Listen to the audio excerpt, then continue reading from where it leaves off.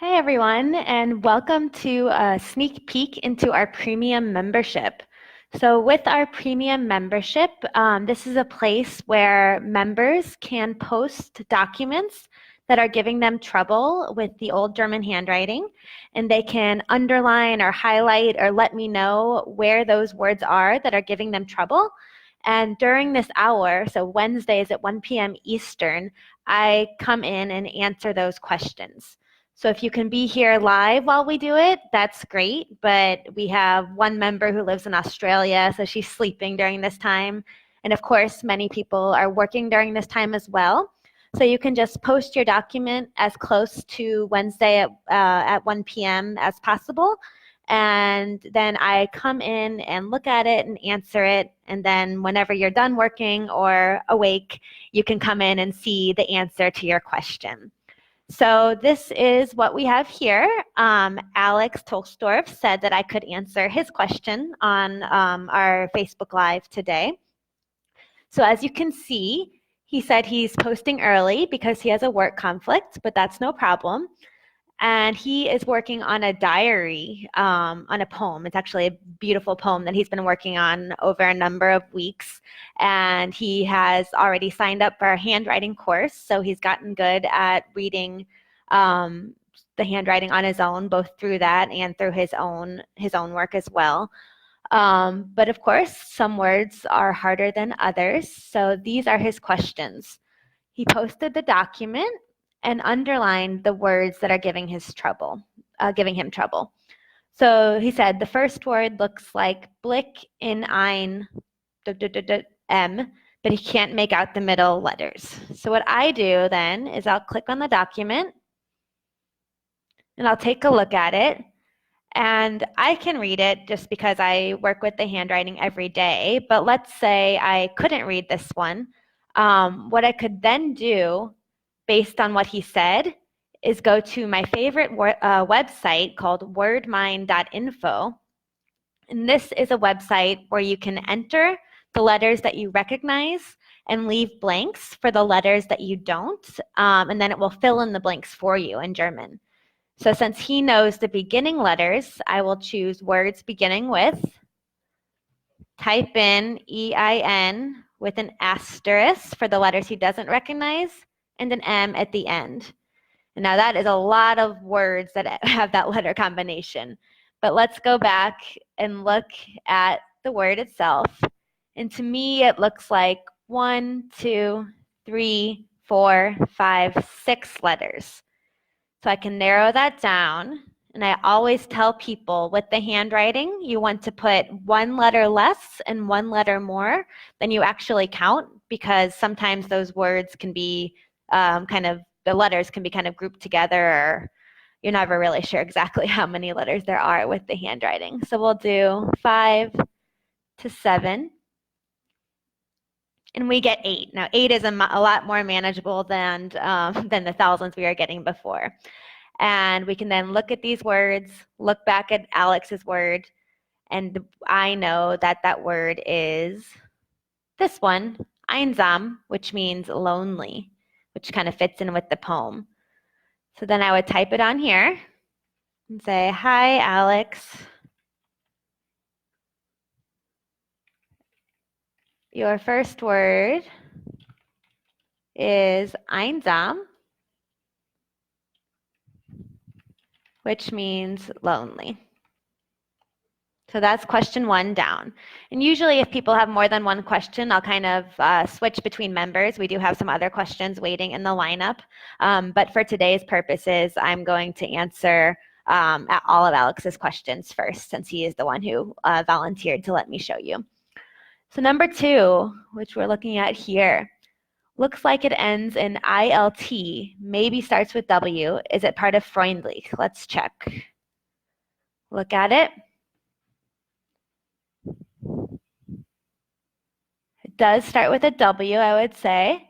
Does end in ILT, and the letter he is missing there is an E. So that word is weilt. That word is weilt, which kind of means to while away the time.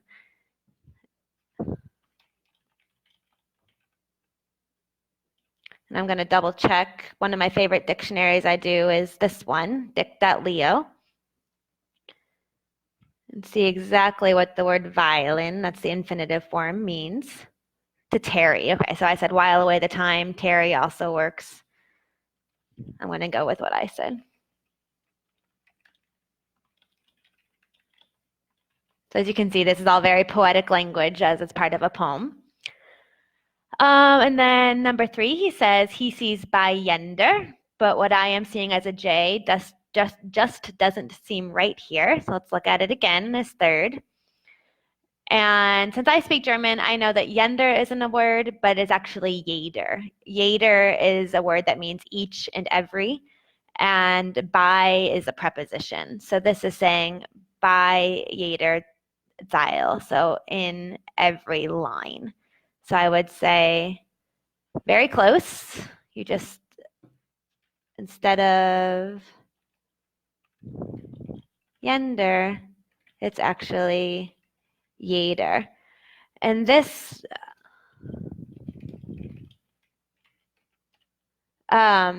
this is something that you could do. I often tell people to change your Microsoft Word language to German. So if you go to Microsoft Word, when you're typing your transcription, you can go change your language to German. And if you had typed in by yender instead of by jeder, Microsoft Word would recognize that yender isn't a German word, would underline it in red, and then you can actually right-click on that word, and it will give you options for what your German word could be. So within our premium membership, I'll often give you tips like this at the end of every hour. So at 2 o'clock Eastern, I'll write a summary of all the things we talked about and all the things we learned. And I would say, okay, so for Alex's word, we learned to use WordMine. And for his third word, we learned to change our Microsoft Word language to German. So I kind of give you all my tips and tricks that I use to decipher your words so that in the future, you can apply these tricks to your documents as well. And then for his fourth question, he says, is it really 2 words? Sie geweiht. So I'll go ahead and look at his fourth underlined word here. I see it there, and sure enough, he is exactly right. So it's been really cool to see my premium members get better and better as we work together every week. Alex, I think he's been a premium member for several months now. I can't remember exactly when he started, but I know it's been a few months. And it's just been amazing to see everyone's progress. So now words that he had questions with at the beginning, he's having no problem on. And as you can see, he's recognizing so many letters himself, and that's just really exciting for me to see as a teacher, to see how he and all the other members have been really growing and able to read more of the script. So I will tell him in his fourth question that he is exactly right.